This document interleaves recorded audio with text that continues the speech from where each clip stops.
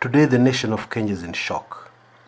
In all my years of practicing journalism, with close contacts in the police and security forces, and understanding police procedure rather well, I have never ever seen anything like this. Okay? Now, on the 27th of September, it is reported that Babu Owino, a member of parliament, a legislator for Embakasi, was rearrested. But I'll not use the word rearrested because this was not an arrest. I don't know what it was, but definitely it was not an arrest. Now on your screens right now, you can see a man facing the camera. Yes, that seems to have been the man who was organizing everything right from the start. Okay, he was inside where Babu Owino was. Now he has peeped out and he's talking to a man with the back to the camera. Okay. Now you can see they're looking in another direction, probably to other officers. Okay. The other shorter man is now facing the camera. You can see he's talking on the phone, making final arrangements for this, can I call it an abduction? And then you can also see now the man gesturing. Yes, he made, gesturing as if telling people to come closer. There were some people, goons, at a corner somewhere. On the end of a corridor, yes, where he's gesturing, telling them to come closer. Okay. Now, finally, you see Babu Owino emerging. He's followed by his lawyers, and immediately he steps out. The policemen around who must have been briefed tell him to stop, and instead of heading to the door which leads out, he's told to head to the corridor where the other policeman was gesturing. Okay. Now, in the next picture, you see the short man who was talking on the phone is already there and is next to Babu Owino. Now, something very interesting about this clip. Normally, when policemen arrest you, they don't have any emotion on their face. These two men had such great hatred for Babu Owino as they were grabbing him. Yeah? They had such big hatred for him.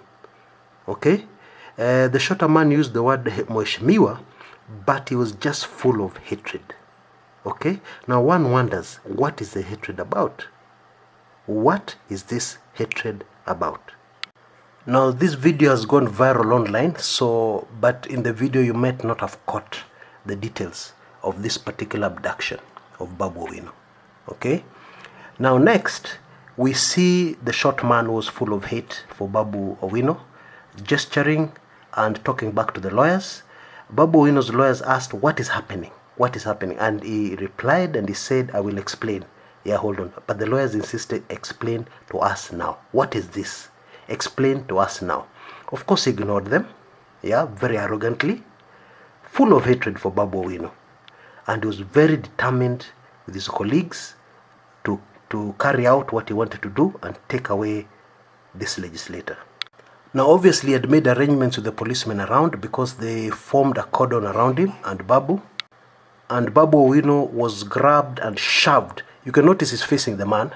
The man just pushed him and shoved him and dragged him literally, yeah, towards the direction where they wanted him to go. My fellow Kenyans, what kind of arrest is this? Even an abduction is done with a bit more decorum than this, surely. Of course, there was a major scuffle with the lawyers. They tried very hard to stop him. Now, on the particular picture you can see on your screens now, the man who was dragging away Babu Owino, you can see his face, the expression on his face is very clear, but he threw words at one of the lawyers of Babu Owino. Okay? Now, this is very strange. Now, you can see one of Babu Owino's lawyers is holding on to him very tightly. Yeah? But some of the police forcefully removed him and separated him from Babu Owino. And within the flash of a moment, he found himself several meters away from Babu Owino. And Babu Owino was dragged away against his will. The lawyers were then forcefully removed by the policemen and the door locked, as you can see on your screen. Yeah. Now, there was a statement which was released by the ODM Deputy Party Leader Ali Hassan Joho. Yeah, and it's in front of your screens right now. I'll just read it very quickly. We are still a nation of laws. As ODM Deputy Party Leader, I'm concerned by the rearrest after discharge of Embakasi East ODM MP Honorable Babu Owino. I'm particularly concerned by the conduct of the police involved in this incident. I would wish to remind security officers that we will hold each one of you individually culpable in the event of any harm to the Member of Parliament. I would like to remind everyone in the security services that through the will of God, everything eventually comes to an end. It always does. We are a nation of laws and should behave as such.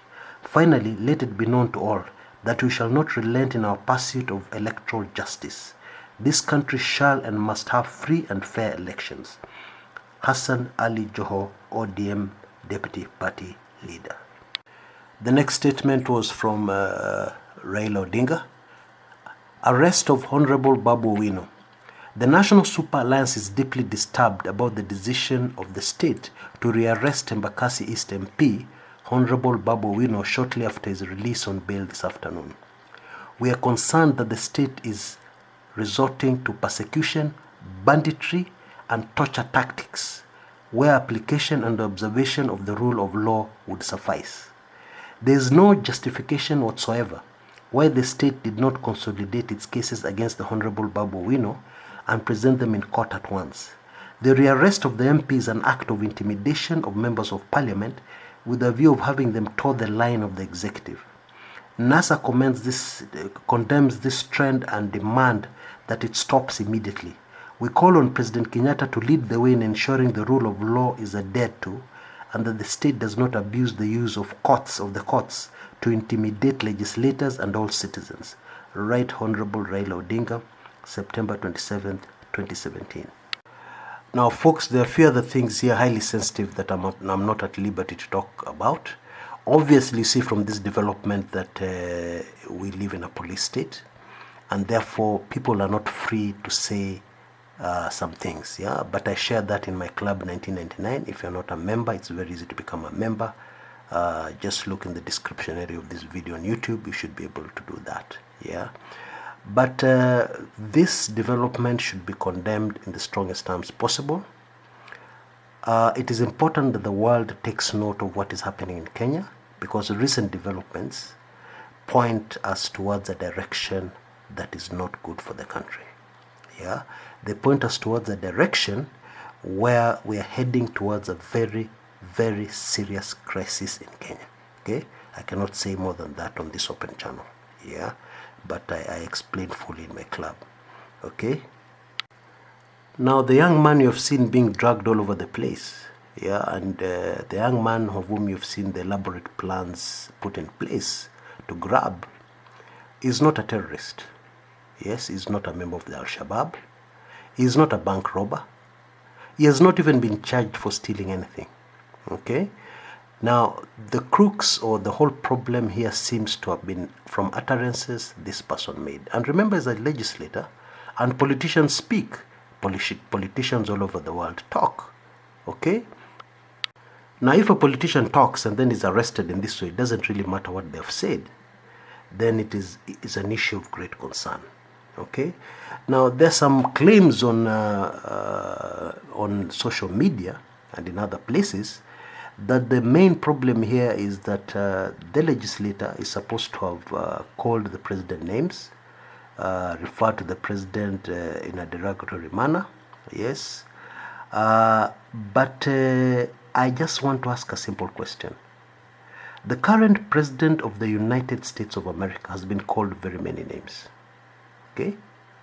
He has been called very many names. He has been called not a bright guy, an idiot, etc., etc. Okay?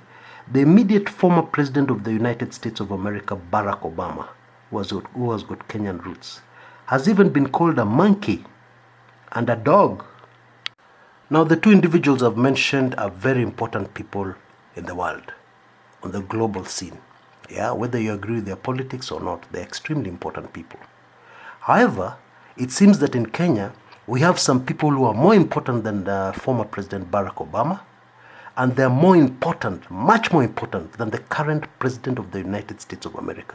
They are so important that anybody who speaks anything that seems to be against them or anybody who insults them, Okay? Now, I'm not saying anybody has insulted anybody, but I'm just, because that hatred which was directed towards this young man, you could feel it. I felt it, yeah, through the clip. It's as if I was there, yeah. But it would seem in Kenya we have very important people whom any insult directed at them would warrant this kind of treatment. Okay? Now, obviously, if you do not want to be in the public limelight, if you do not want to risk being insulted, then stay out of politics. Okay? Because in politics, insults are normal. Yeah? People could say bad things about you. That's normal in politics anywhere in the world. Well, except in Kenya, which has now become a police state, easily comparable to the government of Idi Amin Dada, dictator who caused so much bloodshed in neighboring Uganda. Yeah? And if you think there's been no bloodshed in Kenya, then you're very wrong. There's been the brutal murder of Chris Musando, who was in charge of the computer systems of the elections that we have just gone through. Now, in those elections, the computers were used in a very big way, according to the Supreme Court. The computers were used to defraud the people of Kenya. Okay? Therefore, it is highly suspicious that the death of Chris Musando was linked to the election. Okay? So if you're talking about a regime that is a police state, if you're talking about a regime that is shedding blood, then both those 2 points are check. Our current government in Kenya passes with flying colors where those two issues are mentioned. Now, I've been informed that this arrest could have been a diversionary tactic. Yeah. And I don't dispel that. I don't discount it. I have no comment on that because I have no information to be able to comment authoritatively on it. Yeah. What I would like to dwell on here is the manner in which this incident happened. Yeah. And it is shocking. Yeah. And it is a clear indication of where the Kenyan government has reached. Yes. The extent to which the Kenyan government is so desperate to hang on to power. Okay? The extent to which the Kenyan government is so desperate that it wants to intimidate people, to intimidate everybody, to send a message that if anybody dares says anything negative about the people who are occupying State House, yeah, against the will of the majority of Kenyans, yes, then they're in for this kind of treatment. We do not know where Babu Owino has been taken because this was not an arrest. There's usually a procedure when somebody is being arrested, okay? Worldwide, there's a procedure. Ask any policeman. There's a procedure when you're being arrested, yes? You are not grabbed the way this young man was grabbed, yes? That does not happen, okay? But it's happening in Kenya. Those who are praying for our country, I would like to ask you to continue to pray, but this is totally unacceptable. At the time of making this recording, the whereabouts of Babu Owino are unknown. Okay? We pray that he'll be safe. We pray that he will not be tortured because in the press statements I've read before you, somebody has mentioned torture. Well, they have more information than I have. But clearly, I can link torture to the way this man was grabbed. I can link torture to the hatred that was in the eyes of that man who grabbed him. Yeah, like an animal. Until next time, this is Chris Kumekucha.